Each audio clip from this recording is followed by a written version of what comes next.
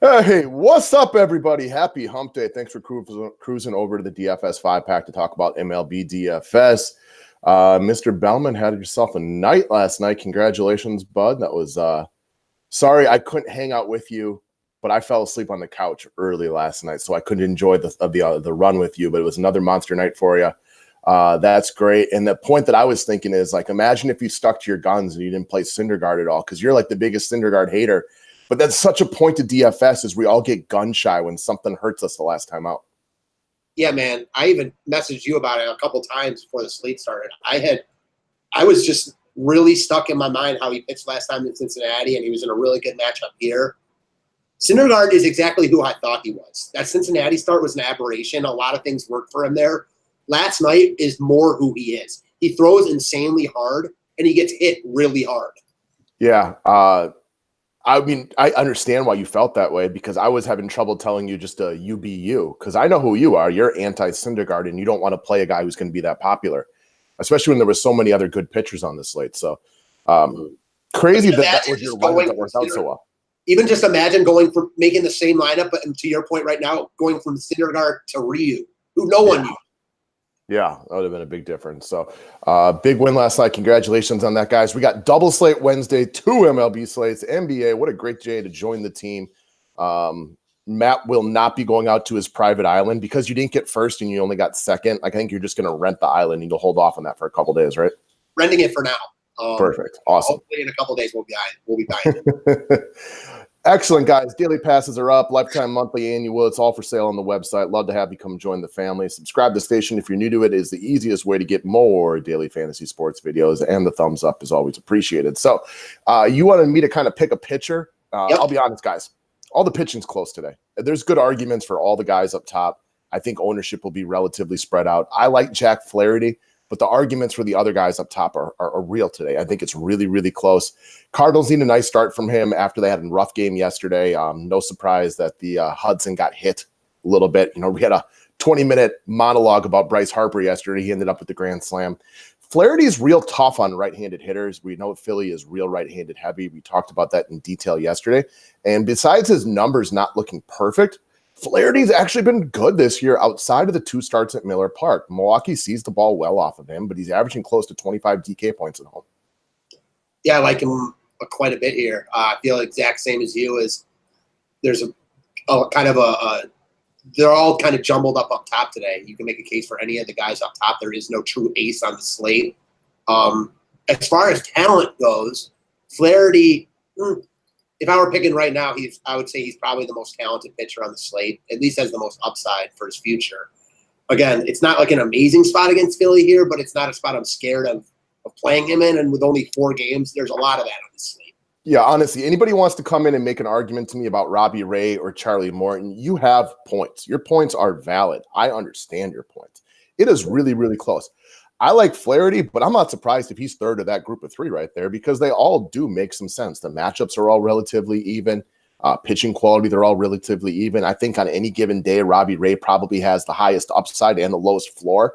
So it depends when you play, right? I mean, if Ray has -10 today, nobody bats an eye. If Robbie Ray goes for 40 today, nobody bats an eye.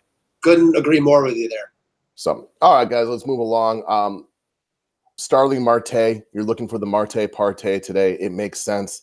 Shelby Miller is, man, I don't want to insult trash. So what else could I call him?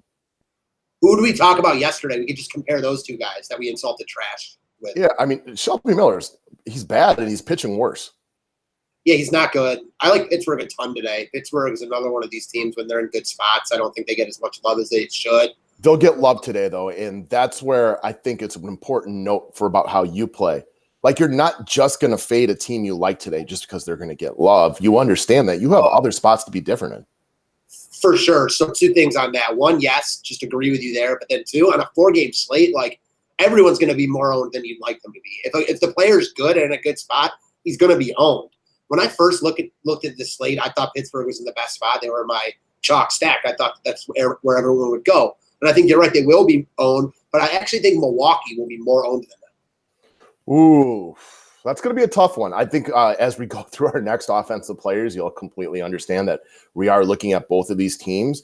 And if you don't have a way to be different on a slate and you're a contrarian player like Matt, you don't have to put big money into a slate, or you don't have to be different just to be different. If you like the chalk, fuck it, play a cash lineup for the day, or just be different with a couple of your residual picks, because there's no arguments about it. The Pirates and the Brewers are in the best spot today. Doesn't mean they're going to be the best, but they're in the best spot by a pretty good mark today.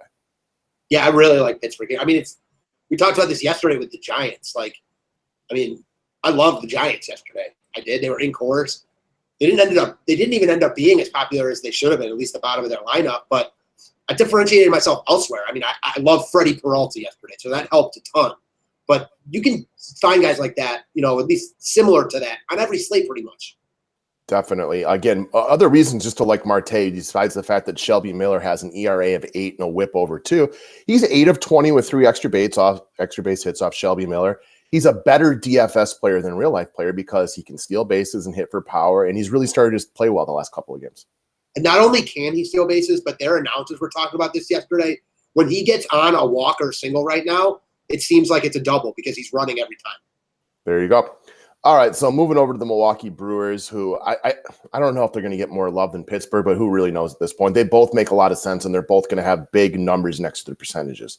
Travis Shaw is a guy that makes a lot of sense for cap space. Now, before I fell asleep like an old man on the couch last night, I did catch a couple of his at-bats. He walked yesterday, which is always a good sign. And he also had a nice opposite field single against Strasburg down in the count, which is a good sign for somebody like Travis Shaw. But the most important number here is 3,100. And as far as Milwaukee goes, you love when teams start rolling late so they can roll that into the next day. Yeah, I love that. I mean, Shaw's like, if you were priced like normal here, 3,500, he'd be a solid play. But power against a guy that gives up lefty power. You add that to the fact that he's just way too cheap. If I was playing cash games, I'd definitely lock in Shaw. And, of course, he's more than fine in tournaments for a lot of the reasons, all the reasons we just talked about. And because he's 3,100, and a double and a run is more than fine. Exactly.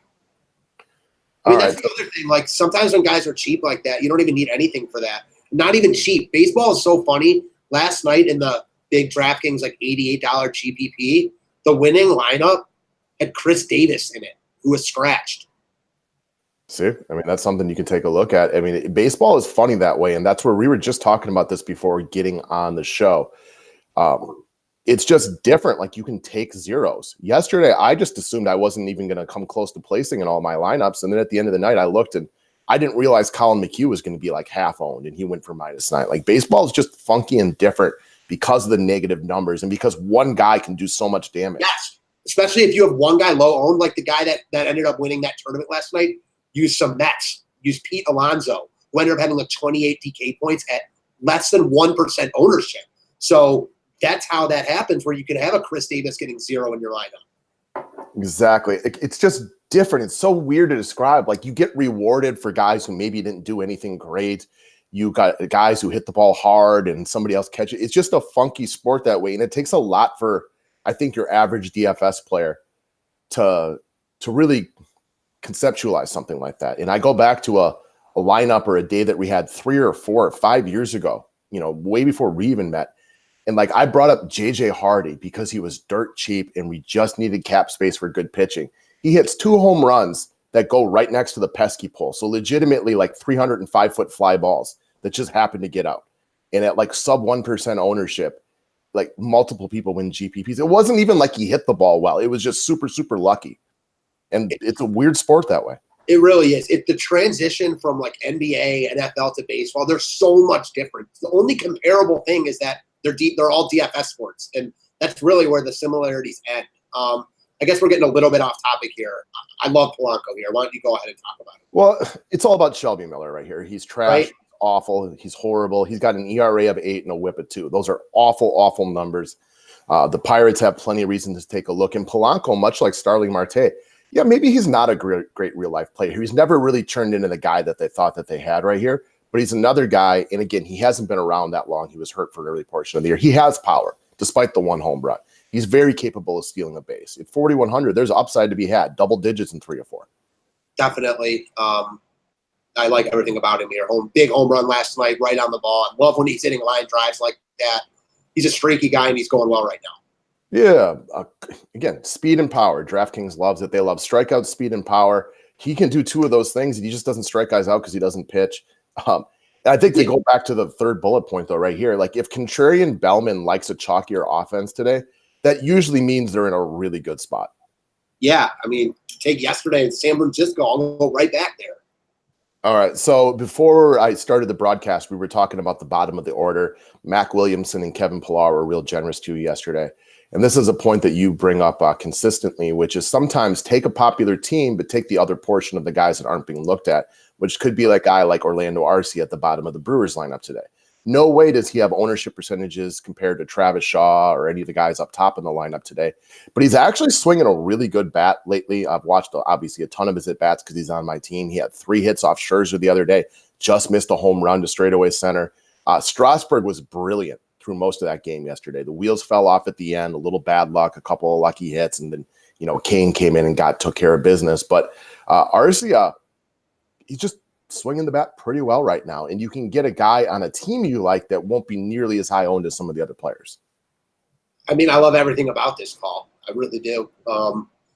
This is the type of play where you can play a chalky Detroit or a chalky San Francisco, and chalk whoever else, and if you use a little bit of a bottom of the order Milwaukee stack that's in the same spot as the top of the order, I mean, you're really setting yourself apart. And this is where, like, on these small slates when there's only 4 games and you're getting a contrarian Arcia like this, like there's big time leverage in that, especially when the offense is going to be popular. On a big slate like last night, using a guy like Arcia doesn't make any sense. Doesn't make as much sense, I should say, just because the ownership doesn't do anything for you. Definitely. It is different when you look at slates like that. So even just going back to last night's slate, like, again, I just assumed I wasn't even coming anywhere close to money. I didn't even look at my lineups. I was only checking my NBA scores when I realized I was in the money, because I didn't know that Syndergaard and McHugh were dead on chalk and that they were going to combine for 0 points. So for me, getting 50 out of pitching meant a ton last night. Now, that doesn't normally happen on a big slate like that where both chalk, SPs, are awful the way that those guys were. But there's just so many different ways to attack MLB because of what a weird sport it is. Like if Westbrook and Joel Embiid are chalk, like they don't combine for 0 ever. It's just different than NBA. It's so different. We don't even do it justice when we say that. It's so different. Like when we both see this very eye to eye, and the only way, we just have to keep saying it. It's the only way we'll get it across because it's so true. It's just so much different. The variance and the randomness of baseball is unlike any other sport by a long shot. Right. And again, this is where, like, me as more of a basketball and a football player, it is really common sense approach to just play who you think is in the best spot. And oftentimes that ends up being the chalk. But resorting down to the guy who's maybe in the 4th best spot of the day, but when he succeeds, it makes your day by it defies logic a lot until you really think about it. And that's why we reiterate it on a daily basis. The other thing that we don't talk about too much, and I was thinking about this with the Mets last night because we argued a little bit about them anyways. And, your points were 100% right. And I still had a gut feeling about them. The difference is this: in basketball, if you have a team that can't score and that's really struggling offensively, hasn't scored 100 points in a week, they're not going to all of a sudden score like 140 in regulation, which, not saying that the Mets did the equivalent of last night, but they scored 7 runs because they finally got a good pitching matchup. That doesn't happen in other sports. The shitty teams are shitty in baseball, but on one night they can be amazing. You heard it here, folks. That's it, guys. We had to wrap this up so we can get to members only because the slate starts early today, but we'll be back for basketball later. We'll be back for more night information. Day passes, monthly passes are all up there. Come get some of it. We'd love to have you guys join the family. Have a great day. Thanks, guys.